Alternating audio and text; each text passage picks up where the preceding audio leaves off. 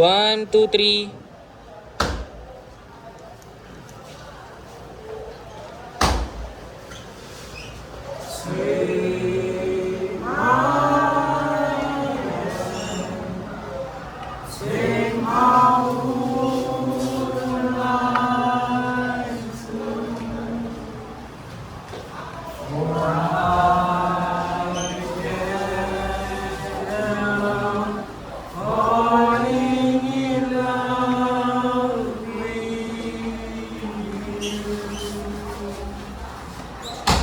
The Passionate Shepherd to His Love by Christopher Marlowe.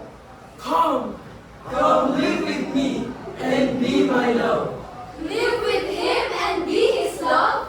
and wither all the pleasures fruit that valleys, groves, hills and fields, woods or steepy mountain hills. Even fields and sleepy mountain hills.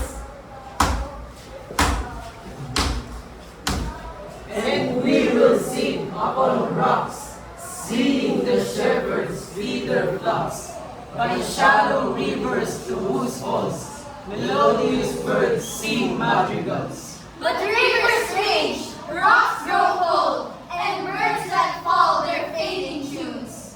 And I will make the beds of roses, and 1,000 fragrant voices, a cup of flowers and a curtain, embroidered all with leaves of myrtle. Flowers wither, fragrance fades, and soon the turtle breaks. A gown made of the finest woods, which from our pretty lamps we pull. Give your gown of wool so fine, for I can never call it mine. Fur-like slippers for the cold, with buckles of the purest gold. Though buckles shine with purest gold, they cannot make my hand bleach for your hold. A belt of straw and ivy buds, with coral flaps and amber studs. And if these pleasures make you move, come live with me and be my love.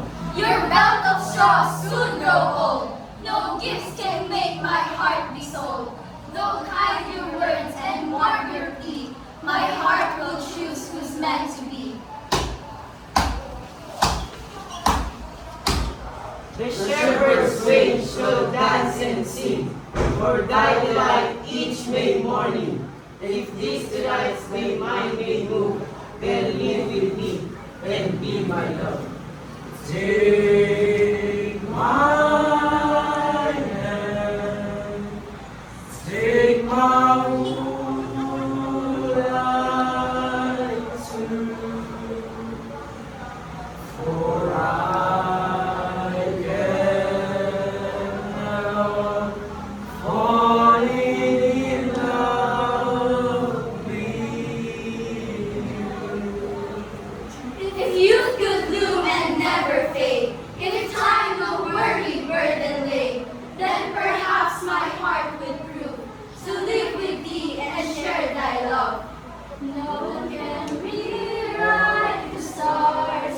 How can you say you'll be mine? Everything keeps us apart. You're not the one you were meant to find. Or if you rewrite the stars, say you were made to be mine. Nothing can keep us apart, 'cause you be the one I was meant to find. The Passionate Shepherd to His Love by Christopher